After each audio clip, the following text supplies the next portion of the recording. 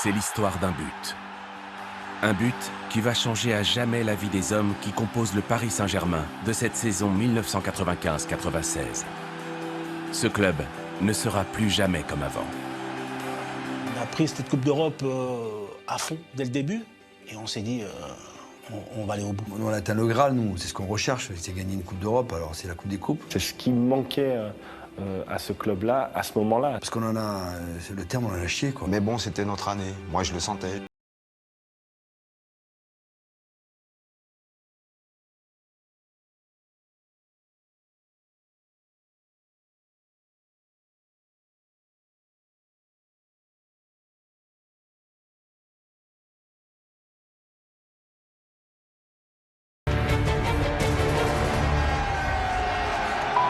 Bruxelles, 8 mai 96.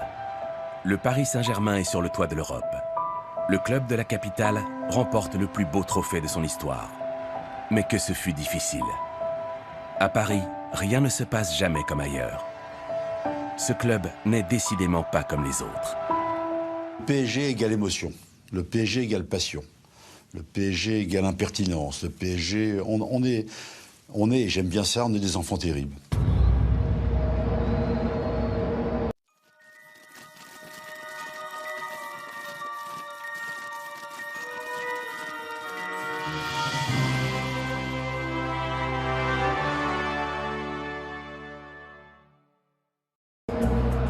Pour arriver au sommet, le club de la capitale est passé par toutes les émotions.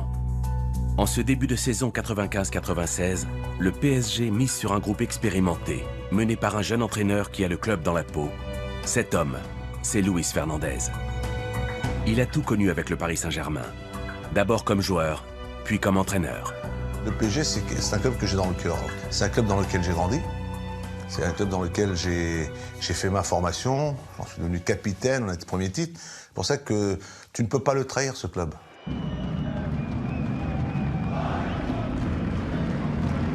Pour Luis Fernandez, ce club est sacré. S'il a autant l'amour du PSG, c'est d'abord pour son enceinte, le Parc des Princes. Quand tu rentres dans ce stade, tu es obligé de ressentir quelque chose, tu es obligé de ressentir la ferveur. Quand vous êtes joueur de foot et vous jouez dans ce stade-là avec le bruit que ça faisait à l'époque, c'est quelque chose qui, voilà.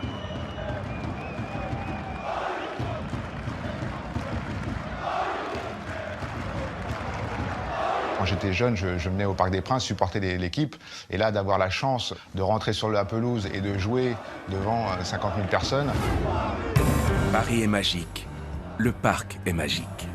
En ce début de saison 95-96, le Paris Saint-Germain est un club encore très jeune. Le PSG a 25 ans et déjà assouvi de grandes ambitions.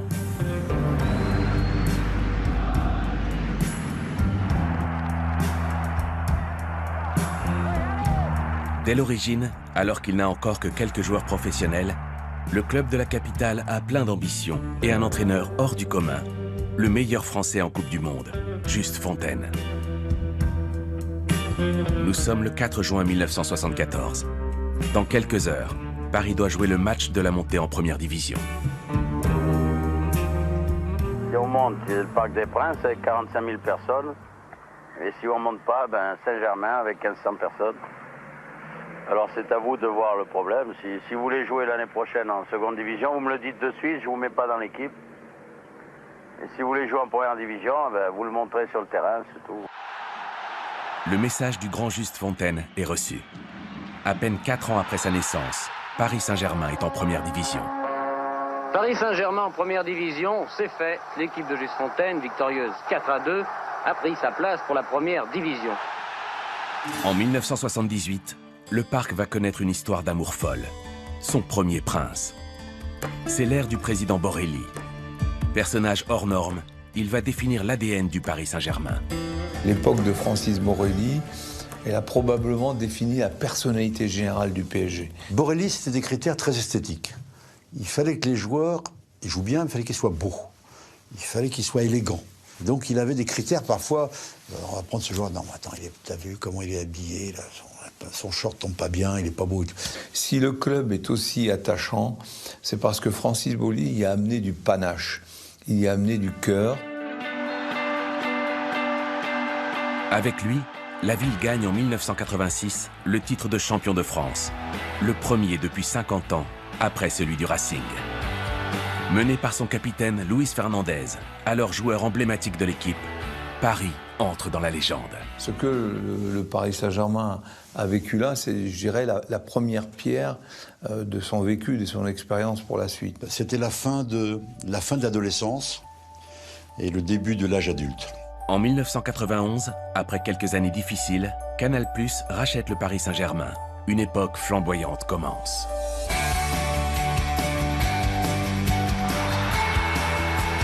La chaîne cryptée décide de confier la présidence du club à un homme de télévision expérimenté, Michel Denisot. Passionné de football, il dirige le club d'une main de maître. C'est le début, je dirais, de l'aventure internationale du Paris Saint-Germain. Le club a été structuré pour justement franchir des étapes. Canal+ arrive sur, disons, la scène du football. Il est normal qu'ils aient à la fois des ambitions et des objectifs, dans la mesure où ils donnent les moyens pour ça.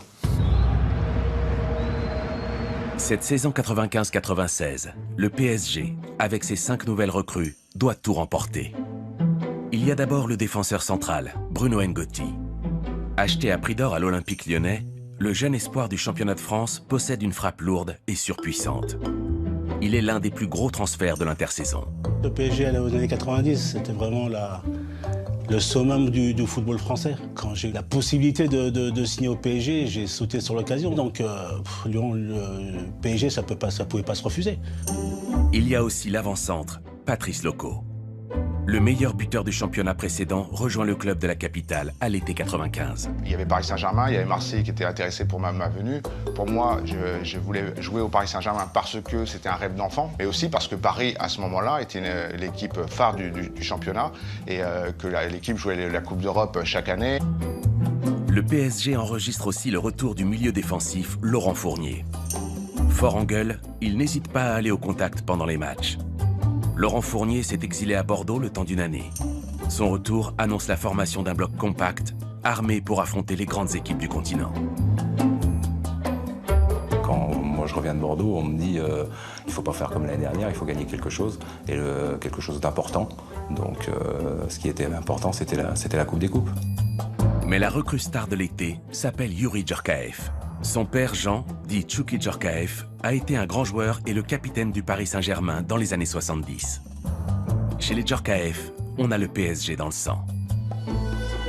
Meilleur buteur du championnat de France, très sûr de lui, il a toujours su qu'il porterait un jour les couleurs du club de la capitale. Le jeune Youri foule la pelouse du Parc des Princes dès son plus jeune âge. Avec mon frère, on a été les premiers à fouler le Parc des Princes. Lors de sa construction, il n'était pas encore ouvert au public.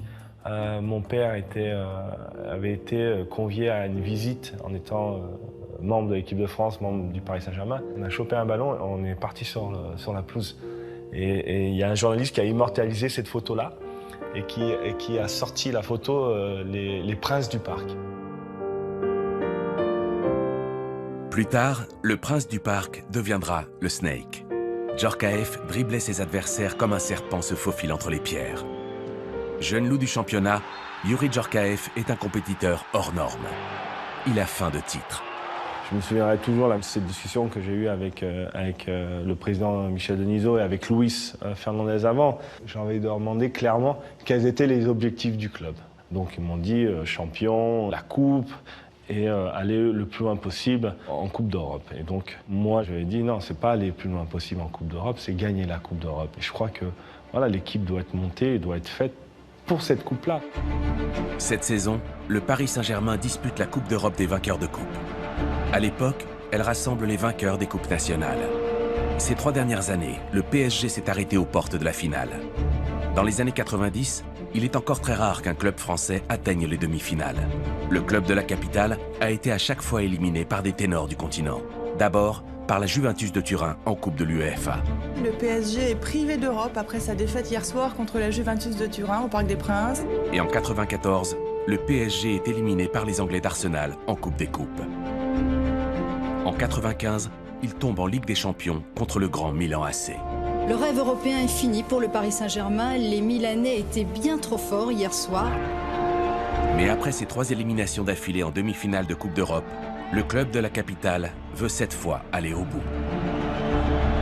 On a pris cette Coupe d'Europe à fond dès le début et on s'est dit on va aller au bout. On avait envie de gagner tous les ans quelque chose, d'autant plus qu'on venait de s'arrêter 3 fois de suite en demi-finale. Donc on se disait cette année c'est la bonne. Parce que la Coupe d'Europe, quelque part, elle fait rêver. Le championnat, je ne dis pas qu'il ne fait pas rêver, je n'irai pas jusque-là, mais c'est pas pareil. On a construit une équipe pour gagner cette coupe-là et ça a été clair entre nous dès le départ. On a dit, on va gagner la coupe. Avec la Coupe d'Europe en ligne de mire, la saison du PSG débute en trombe. Mais c'est d'abord en championnat de France que Paris brille. Le club de la capitale écrase tout sur son passage. L'équipe est sur un nuage. Elle pratique un football exceptionnel. La mayonnaise a pris entre les anciens et les nouveaux. Le match vient à peine de commencer lorsque Patrice Loco hérite d'un centre de Vincent Guérin. Huard s'incline une première fois. Et enfin, l'inévitable rail qui donne à la victoire du PSG des allures de balade automnale. Il y avait une espèce d'impression qu'on ne pouvait pas perdre. On allait à l'extérieur, les équipes avaient peur de rencontrer le PSG du début de saison. Cette équipe, dans cette première partie de championnat, a été excellente, emmenée par Luis Fernandez, qui était l'homme de la situation à ce moment-là. Une première partie, on va dire, très très bonne sur l'ensemble du jeu. En championnat, le 9 décembre 95, avant la trêve hivernale, Paris affronte le FC Nantes, tenant du titre, pour un match au sommet. Les Nantais qui ne se doutent pas encore qu'un ouragan va leur passer dessus. Ce soir-là, Paris réalise un match d'anthologie.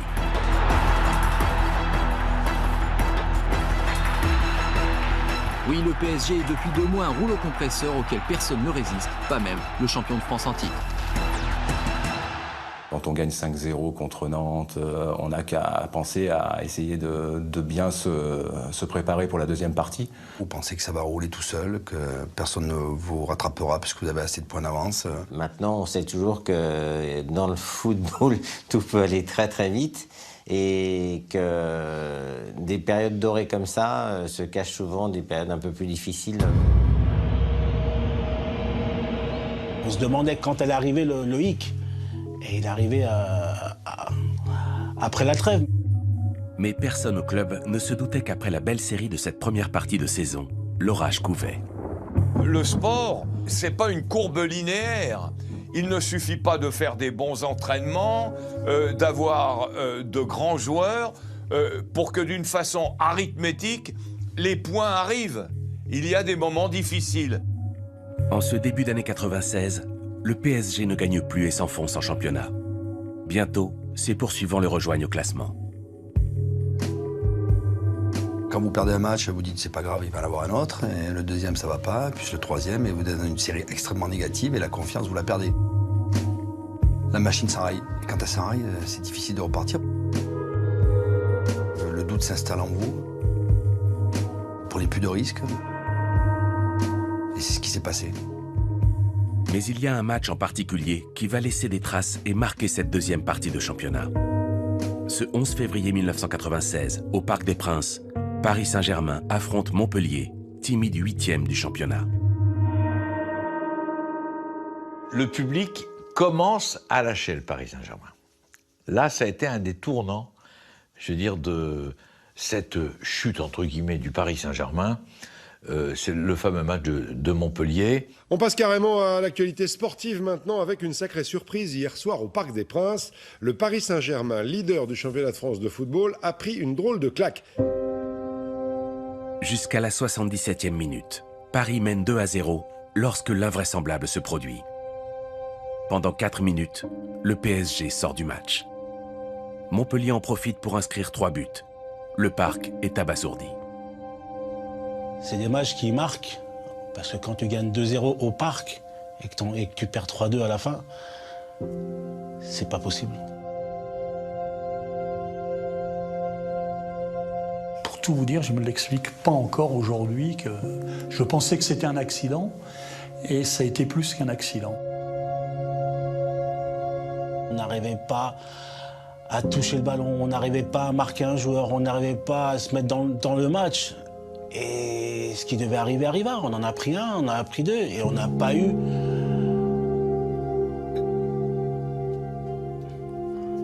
On n'a pas eu l'orgueil pour se dire « Allez, on va chercher cette victoire ». Paris chute et ne se relève pas. L'objectif de la Coupe d'Europe semble désormais inatteignable. Dans le vestiaire, la belle unité du début de saison est terminée. On ne se parle plus.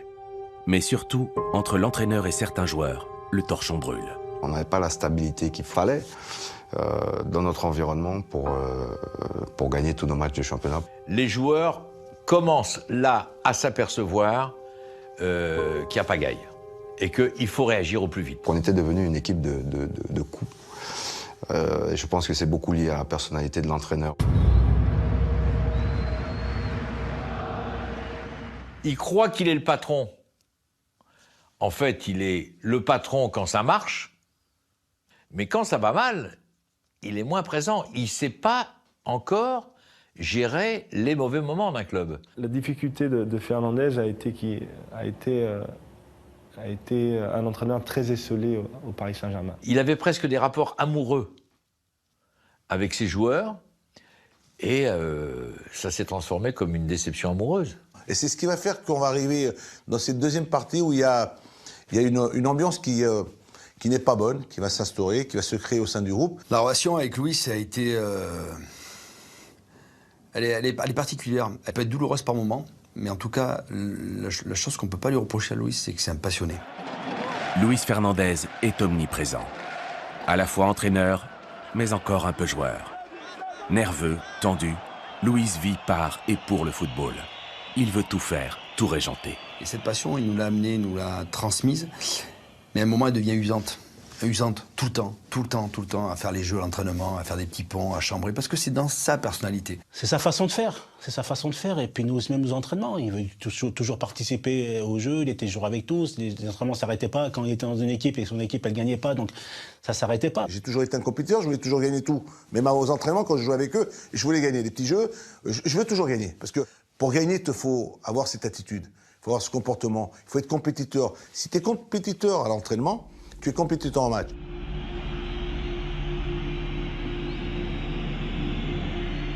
Malgré la crise de nerfs en interne, le PSG ne veut pas abandonner ses rêves européens. En quart de finale, les Parisiens doivent aller affronter les redoutables Italiens de Parme.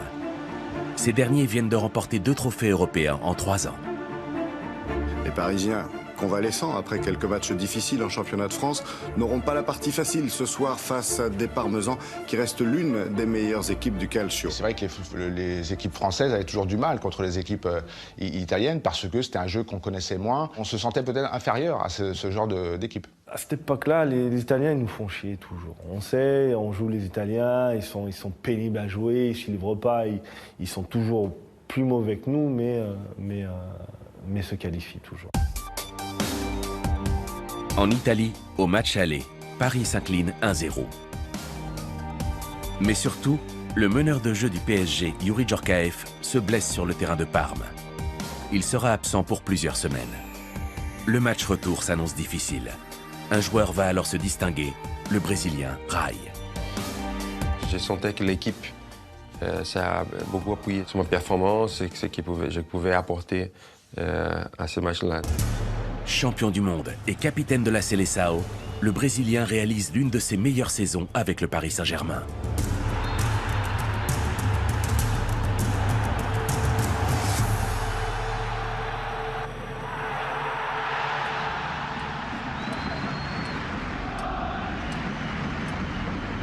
Ce match retour commence de manière idéale pour les Parisiens en bleu. 5e minute, Nouma s'infiltre dans la surface italienne, Cannavaro vient l'accrocher.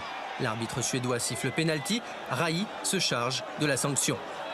Le tir millimétré du Brésilien remet les deux équipes à égalité sur l'ensemble des 2 rencontres. Alors pour ce match retour, il fallait tout faire justement pour éviter notamment que Parme ne marque au Parc des Princes.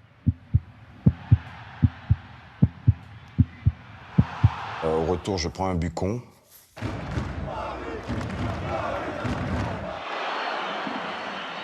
Je fais une balle qui rebondit juste devant moi, quoi. Je n'ai pas vu le départ du ballon, j'ai vu l'arrivée, donc je n'ai pas eu le geste qu'il fallait.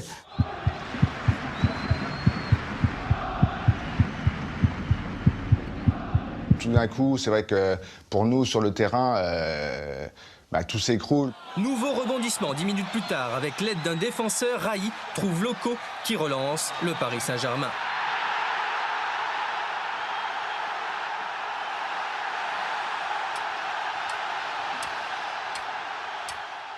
Ce que je me rappelle, c'est que je récupère un ballon aux abords de la surface de réparation. Je percute et je sais qu'il y a un joueur de Parme qui vient me faucher. Le penalty est évident et quand il y a eu ce penalty, donc Raï a pris le ballon, tout ça, je suis allé le voir. Je lui ai dit, bon, Raï, on est tous avec toi. C'est toujours difficile de tirer 2 penaltys dans le même match. 2 pénalités dans le même match, c'est très très compliqué. Le gardien savait que c'était le deuxième, qu'il bougeait pas mal pour m'essayer de me déconcentrer. Donc j'ai essayé d'oublier que j'avais tiré un penalty. J'ai essayé de faire en sorte que ces moments soient un moment à part.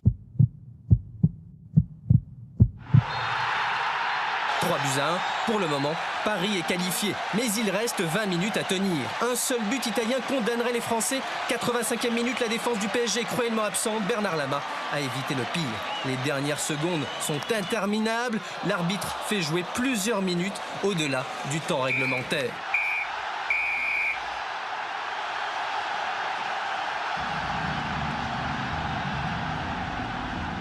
Raï a été grandiose.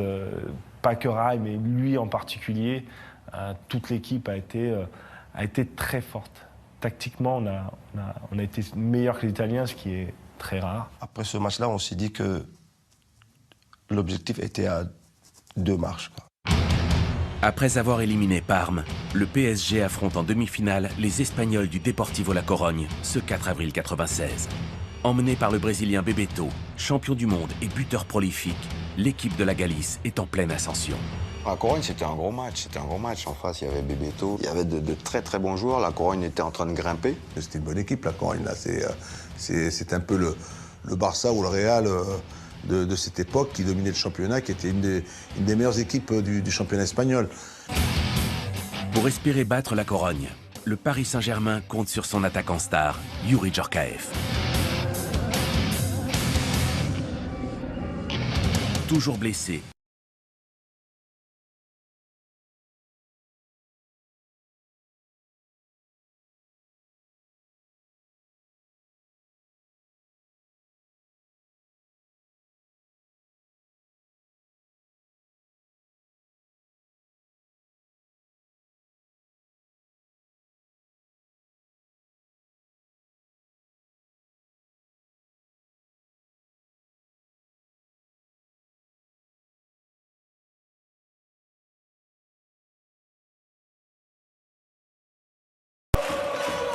au stade du Riazor, dans l'antre du Deportivo, les Parisiens ne partent pas favoris.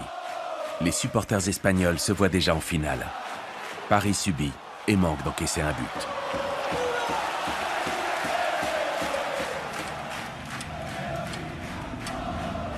Puis au bout d'un moment, je le sens. Et je vois Luis, je sais comme il est, une fois qu'il est dans le match, il ne voit pas ce qui se passe à droite, à gauche. Et alors, ce que j'ai fait, c'est que je me suis rapproché petit à petit. Je me suis rapproché du banc et j'ai fini à côté de lui. Et lui il s'est regardé, il dit, qu'est-ce que tu fais là? Il dit, je suis prêt. Je suis prêt à rentrer. Dès qu'il est rentré, je me suis dit, mais Youri, il va faire quelque chose, parce que Youri, c'est un ballon, un but. Je crois que Djorkaeff était capable, et si on se rappelle bien, il rentre, il est sur le côté gauche. Je crois que mon premier ballon, le ballon il rebondit, je prends le ballon et... Il rentre avec son extérieur pied droit et il met une frappe exceptionnelle dans la lucarne. Il est rentré, quelques dribbles, un coup d'œil à droite, un coup d'œil à gauche, la balle était au fond. Paris réalise l'exploit. Le PSG s'impose 1-0 sur le terrain de la Corogne. Le club de la capitale est à 90 minutes de son rêve, sa première finale européenne. Malgré leur avantage, les Parisiens doivent rester sur leur garde pour ce match retour. On est dans une position déjà favorable avant de commencer le match, mais on sait que ça va être compliqué. Devant 45 000 spectateurs, le Paris Saint-Germain jouait très gros ce soir face à la Corogne en rouge. Les Espagnols étaient venus au Parc des Princes pour créer l'exploit. 7e minute, Mondralin donne des frissons à la défense du PSG. Le match, au fil du temps, c'est un petit peu tendu. Les Bleus semblent crispés par l'enjeu, ils dominent, mais vont patienter 25 minutes avant de se créer leur première occasion nette. Bien lancée par Fournier, Nouma ajuste mal son tir. L'équipe a gardé la tête froide, continué soudé avec la finale dans notre objectif. Raï vient juste de remplacer Nouma quand Youri Djorkaeff trouve Patrice Loco dans l'axe.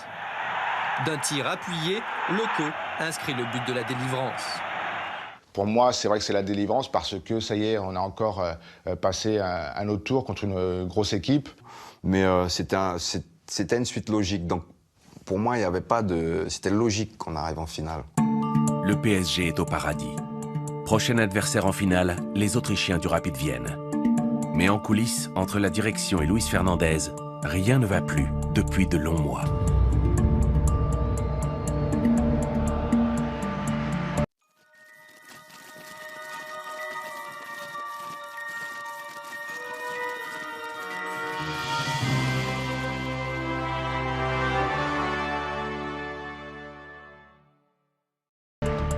La crise hivernale a laissé des traces. Le club met la pression sur l'entraîneur. Ce dernier est la victime désignée et finit par rompre au plus mauvais moment. Quand on te dit qu'il te faut absolument gagner un titre pour que tu puisses rester, c'est une sorte, on est en train de te mettre une certaine pression. C'est quelque chose que je n'ai jamais accepté. Luis démissionne. Le moral de l'équipe est au plus bas. Le président du club, Michel Denisot, s'explique. Il m'en a expliqué les raisons entre quatre yeux. Moi, je ne m'exprimerai pas là-dessus. S'il le souhaite, il pourra vous redire ce qu'il m'a dit. C'était en tout cas un moment très, très fort dans notre collaboration qui n'a, ça peut vous paraître paradoxal, mais peut-être jamais été aussi bonne. C'est une décision à la fois qui est un peu, comment dire, difficile, mais que je l'ai prise avec beaucoup de conscience et qu'à partir de là, maintenant, moi, je n'ai qu'une priorité en tête, c'est de préparer l'équipe pour les 2 matchs de championnat qui nous restent et la finale de la Coupe d'Europe. Dans ma tête, je suis à fond dans ce club. Dans ma tête, je suis comment dire, motivé, plus que motivé. Et quand tu prends une décision de partir, tu essaies de partir par la grande porte. C'est-à-dire que moi, j'avais déjà, après la demi-finale de la Coupe des Coupes contre le Deportivo, j'avais pris ma décision. C'était celle de partir. Malgré les exploits réalisés en Coupe d'Europe, en championnat, le Paris Saint-Germain n'avance plus. Le 27 avril 1996, soit 11 jours avant sa première finale européenne, le club de la capitale affronte la modeste équipe de Lille pour le match de la dernière chance. Si le PSG gagne, le club peut encore rêver du titre de champion de France. J'ai pris un but de ma faute, donc on n'était pas bien, quoi. Le championnat était entre nos mains et on l'a laissé échapper. C'était une grosse déception. On l'a donné aux autres. Voilà, ça a été cadeau de notre part. C'était dur, mais je pense que le championnat, on l'a perdu avant Lille. Je pense qu'inconsciemment, au fur et à mesure que le championnat avançait, on était aussi poussé par la Coupe d'Europe. Donc le championnat est passé un peu à l'as, quoi. On s'est focalisé plus sur cette finale en se disant que pour sauver notre saison, il fallait gagner cette finale de Coupe d'Europe.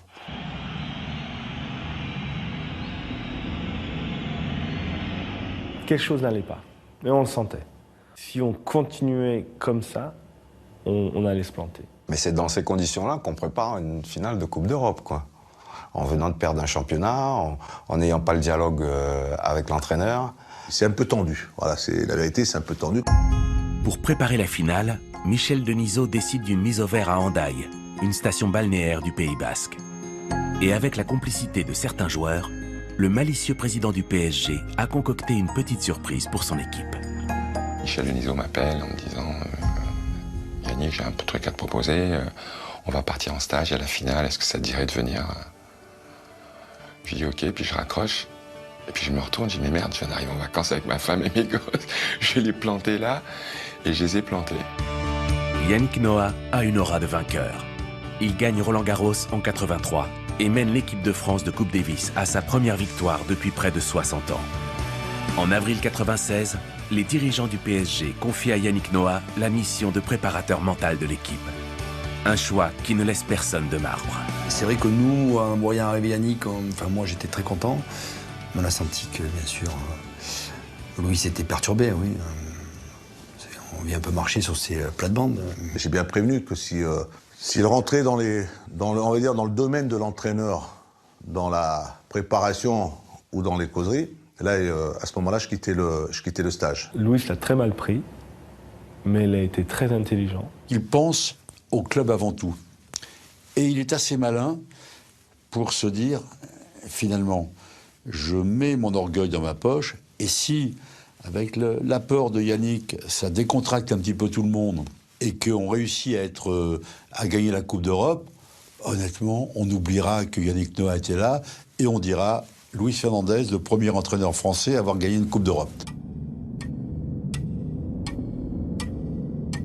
Quand je suis arrivé, je ne suis plus à l'hôtel, il devait être, je sais pas, 10 ou 11 heures du soir. Il y avait Bernard Lama, qui était un de mes amis de l'équipe, qui n'était pas au courant que j'arrivais. Mais qu'est-ce que tu fous là? Puis c'est là qu'il m'explique, quoi. Et qui me demande, mais il me dit, mais qu'est-ce qui se passe? Je lui dis, bon, allez, viens, je t'explique. Le lendemain matin, Yannick Noah prend les choses en main. Il réunit tout le monde dans une pièce. Mais il a une première requête d'un genre un peu particulier. La première chose que j'ai demandé, c'est que tous les dirigeants et tout le staff sortent de la salle. C'était un signe que je voulais fort, pour pouvoir tout de suite montrer que j'étais pas venu en vacances. Et de parler de la victoire, du goût de la victoire. Qu'est-ce que c'est de gagner, quoi. Il y a des gens qui font passer des messages bien mieux que d'autres. C'est quelqu'un qui dégage quelque chose de tellement positif, tellement... quelqu'un qui a un charisme gigantesque. Très souvent, les gens pensent gagnons et après on va rigoler. Moi, je dis rigolons, parce que quand on rigole, on gagne. Pour ressouder le groupe, Yannick Noah organise en plein stage de préparation une soirée entre joueurs sans dirigeant ni staff technique. On va tous en Espagne, à côté de Biarritz. Et on s'est fait une fête de malade, on s'est marré. C'était tellement bien. On a chanté, on a dansé, enfin, on a bu. On a couru sur la place, on a couru sur la plage, on a couru. Ça a été un grand moment. Il y avait la jeunesse qui ressortait, la pression qui sortait. C'est comme si on retrouvait un souffle d'espérance, de cohésion. Et au retour, dans le bus, on a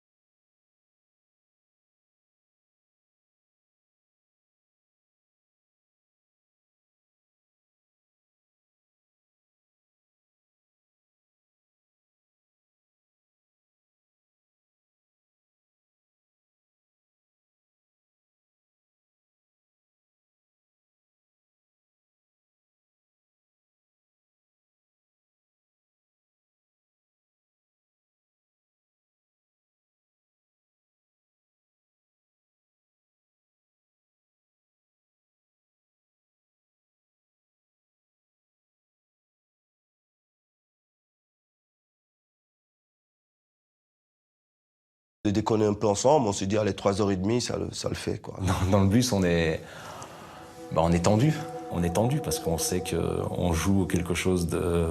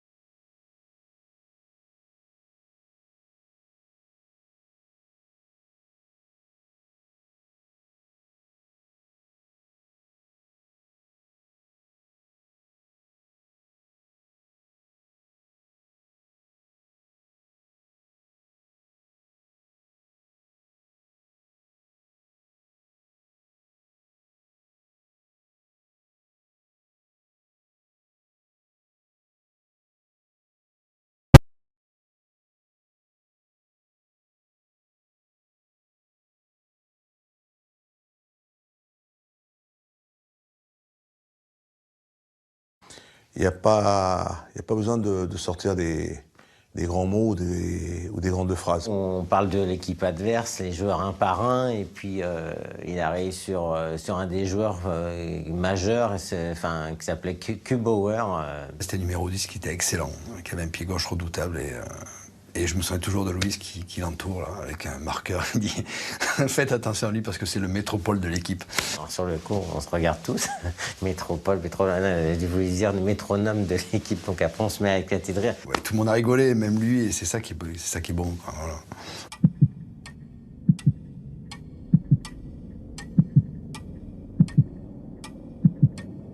Dans le bus, Bruno N'Goti, peu connu pour ses talents de buteur, se sent pourtant très inspiré par cette finale. Dans le bus qui nous amène au stade, juste avant la finale, il y avait Bruno N'Goti qui était derrière moi. Et puis à un moment, il m'a dit hey, Bruno, alors t'es concentré pour ce match, t'y es. Et je lui ai dit tu sais quoi, ce soir, tu vas voir, je vais marquer. Mais je lui dis c'est bien, si t'as envie de marquer, marque. Et j'ai dit oui, tu verras, je vais marquer ce soir. Les joueurs n'ont qu'un désir, entrer sur le terrain pour le match de leur vie. 15 000 supporters parisiens ont fait le déplacement. Ils sont de très loin les plus bruyants. Le PSG dispute ce soir sa première finale de Coupe d'Europe. Tous les Parisiens espèrent que ce soit la bonne. C'est les 4 saisons qu'on courait après une finale. Donc, t'es hors de question de laisser ça passer. On voulait gagner. Il n'y a que la victoire qui était importante. Je leur ai dit que ça doit être un jour de lumière. C'est un jour dont on se souvient. Il ne faut pas le manquer, il faut le distiller. Donc ne doutez pas, vous êtes prêts? On joue notre vie là. Quand un gars qui va sur le terrain pour une finale, il joue sa vie, quoi. C'est dur. Tout ce qu'on avait construit, ça peut s'effondrer en 90 minutes.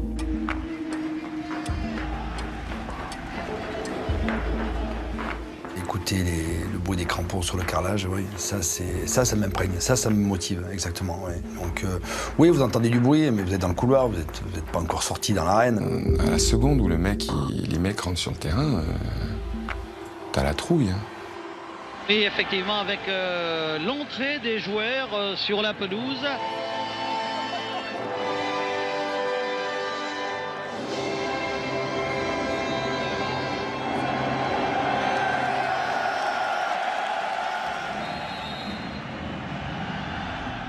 Alors que le coup d'envoi vient d'être donné pour ce match. J'ai senti qu'on arrivait à trouver des liens. Et j'ai trouvé que l'équipe était bien en place. On perd pas beaucoup de ballons. Il n'y a pas de fébrilité qu'il peut y avoir des fois dans les finales. Tout le monde est bien concentré. Là, les duels, c'est la guerre, c'est 2 contre 1. Il n'y a rien de tactique là. J'ai envie de le bouffer, c'est rien d'autre. Hein. Les premières minutes, je mets beaucoup de pression sur l'adversaire. Je me rappelle d'un tacle, je crois que c'est sur le côté droit avec un joueur du Rapide. Un peu ouvert à la lèvre, mais ça donne le tempo du match. Dans les premiers ballons que je prends, il y a eu un coup fort, comme rarement je les ai pris.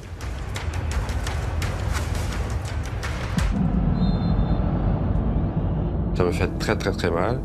C'est le seul moment de ma carrière que j'ai eu l'impression que c'était quelque chose qui était déjà pensé avant. Là, ces mecs-là, il faut les casser.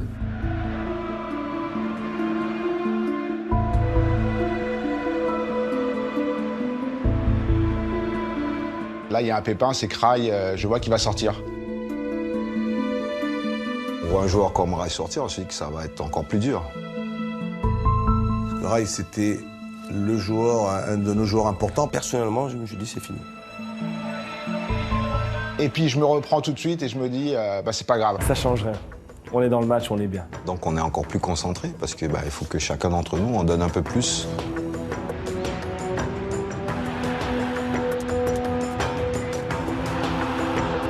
Je sais que Youri, à un moment, tire sur la tête et sur la barre et je me dis, oula.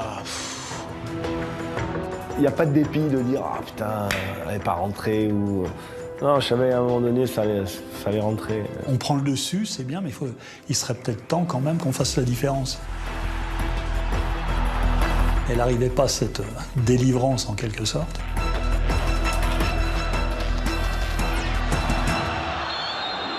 Il y a une faute. Et ce sera un coup franc au bénéfice de l'équipe parisienne. Tous les coups de pied arrêtés sont les occasions de but dans des matchs importants. On est loin tout de même de la cage de Consel. Un coup franc un peu plus loin de 30 mètres, ouais, la première chose que je me dis, elle est pour moi. Mais le coup franc, il a arrêté à 45 mètres, j'aurais dit, elle est pour moi aussi. Avec Bruno N'Goti aux côtés de Youri Djorkaeff. S'il y avait un joueur qui pouvait frapper ce coup franc, c'était pas Youri Djorkaeff, c'était Bruno N'Goti parce qu'il est très loin. Et c'est le seul joueur qui avait une frappe aussi lourde. Tout de suite, inconsciemment, j'y vais parce que je sais que c'est moi qui dois tirer. Ça paraît tout de même un peu loin pour Bruno N'Goti, dont on connaît la puissance de la frappe.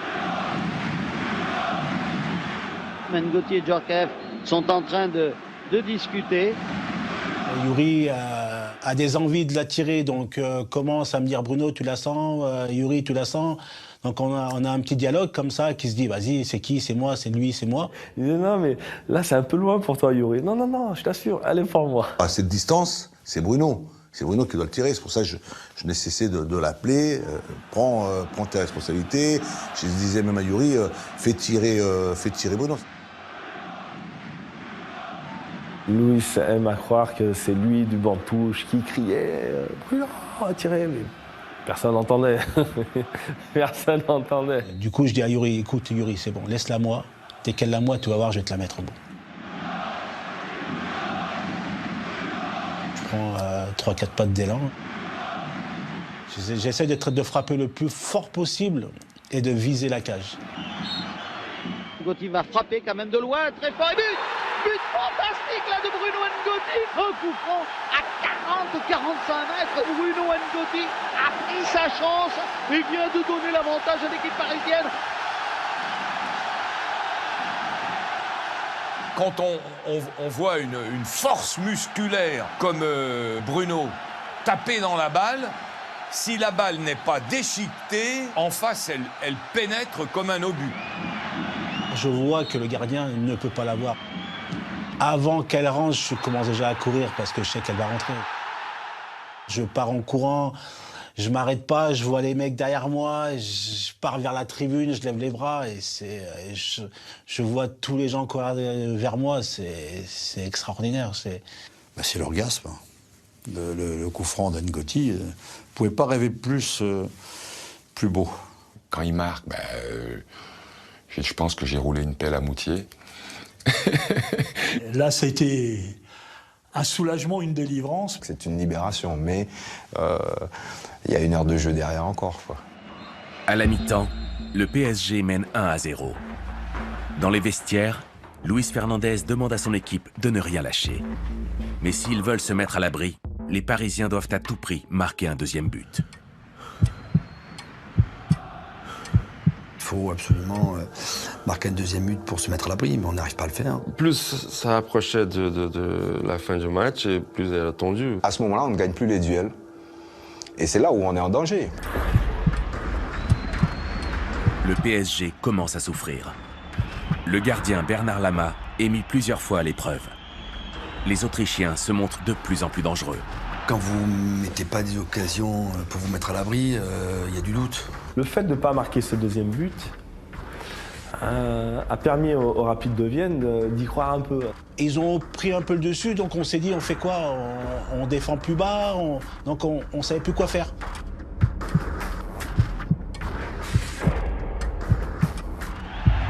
On a peur jusqu'à la dernière minute. On tremble pour Paris. Les 5 dernières minutes ont été, comment dirais-je, ont été très tendues. Plus les minutes s'égrènent et se rapprochent des 90, ben, vous reculez. Les Autrichiens ne sont pas morts et que Lama se précipite dans les pieds de Janker. La pression est exercée par l'adversaire et là vous enchaînez les coups de pied arrêtés, les frappes adverses. Attention, là un coup franc très dangereux. L'adversaire, lui, n'a vraiment plus rien à perdre, donc il va donner toute son énergie. Nous sommes dans les arrêts de jeu maintenant. Sur ces 5 dernières minutes-là, on aurait pu tout gâcher. Attention, ça sort et Lama réalise quasiment un exploit.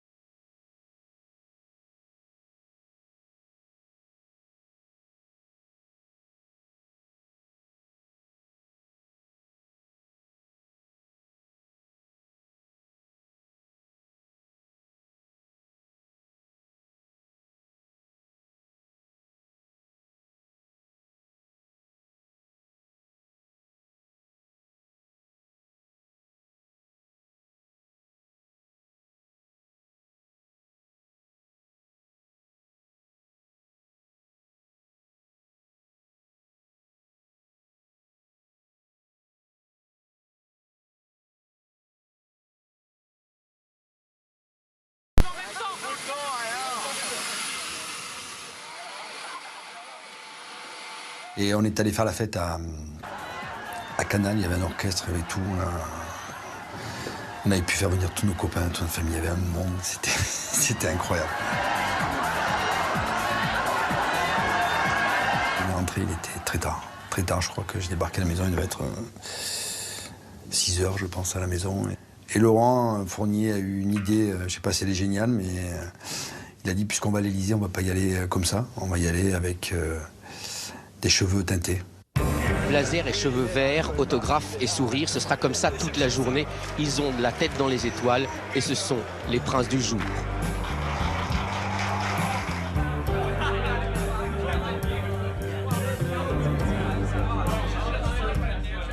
J'avais un dîner officiel hier soir. Et ben, je l'ai annulé. Et j'ai regardé le match. Et j'ai compris comment on devenait cardiaque. Après avoir été reçus par le président de la République, les dirigeants du PSG décident dans la précipitation de remonter les Champs-Élysées dans des voitures décapotables. On ne pensait pas qu'il allait y avoir autant de monde. On pensait que les voitures allaient remonter tranquillement. C'était un grand moment. J'ai aimé, j'ai apprécié. Puis voilà, c'est des périodes comme ça qu'on n'est pas prêt d'oublier. Mais rapidement, les fans veulent toucher les héros de la veille. Et ils sont de plus en plus nombreux. Les voitures, elles ne roulaient pas. On ne pouvait pas avancer. Et il y avait des personnes qui montaient dans nos voitures, qui nous sautaient dessus. Donc on a commencé à se dire, oula, ça... Ça secouait énormément. Mais on sentait cette énergie, la fierté des supporters parisiens. C'est vrai que parfois la foule, ça fait un peu peur, mais on est tellement heureux qu'on oublie tout le reste. Après s'être extirpés des Champs-Élysées, les joueurs et le staff arrivent au Parc des Princes pour présenter la coupe aux supporters parisiens. On s'était dit qu'arrivé au parc, on allait pouvoir présenter cette coupe un par un, on allait être présenté au public, on allait être ovationné. Malheureusement, ça s'est mal passé après avec les supporters. Des centaines de supporters envahissaient la pelouse, interrompant le bel ordonnancement de la fête. C'est sorti de tous les côtés, ça a couru sur le terrain. Ça a gâché la fête. Malgré la joie, les joueurs commencent à craindre pour leur sécurité. Ils sont obligés de regagner le vestiaire.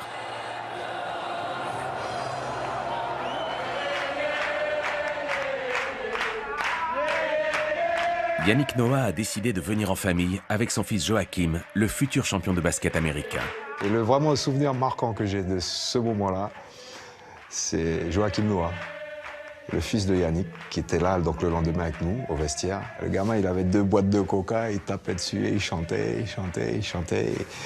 Et quand je le vois aujourd'hui jouer au basket, je trouve ça extraordinaire, quoi. Voilà, t'as un enfant qui rentre dans le vestiaire, et tous les gars qui le prennent et qui lui tapent dans la main et qui chantent avec lui, ça n'a pas de prix, ça n'a pas de prix.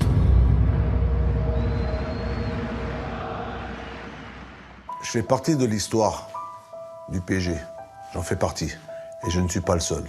Je ne suis pas croyant, je ne suis pas superstitieux ou quoi que ce soit, mais je savais que avec cette équipe-là, on ne pouvait pas passer à côté. On était vraiment soudés, on était vraiment tous ensemble. On a fait une fête ensemble, on a signé des choses ensemble. Et ça, on ne pourra pas nous l'enlever. Est-ce que cette victoire est la plus belle victoire dans l'histoire du Paris Saint-Germain? La réponse est oui. Je crois que la victoire en Coupe d'Europe est, je dirais, disons un chemin supplémentaire accompli en direction d'un autre succès européen plus tard. Aujourd'hui, le Paris Saint-Germain est devenu un club immense. Chaque année, le PSG se rapproche un peu plus du Graal européen, la Ligue des Champions. C'est avec le passé qu'on écrit le présent et le futur. Donc c'est l'histoire d'avant qui a fait que le PSG en est là aujourd'hui. Aujourd'hui, c'est un PSG qui est rentré dans une autre dimension. C'est un autre Paris Saint-Germain. On sent aujourd'hui des joueurs, je parle pour la plupart étrangers, qui aiment Paris, qui aiment le club, qui aiment la ville et qui s'y sentent bien. Mais je suis persuadé que le PSG, ce PSG, est sur la bonne voie. Et c'est difficile à dire, hein. Ça peut être dans 2-3 ans, dans 4 ans, on ne sait pas. Mais je suis persuadé que le Paris Saint-Germain réussira à remporter une Ligue des Champions, la Ligue des Champions, j'en suis sûr.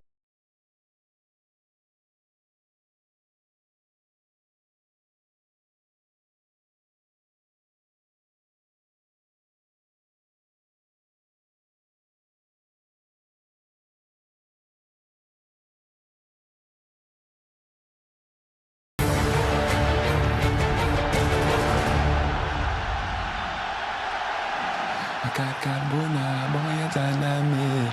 Domingo de bana jajabe. Yeah, yeah, yeah, yeah, yeah, yeah.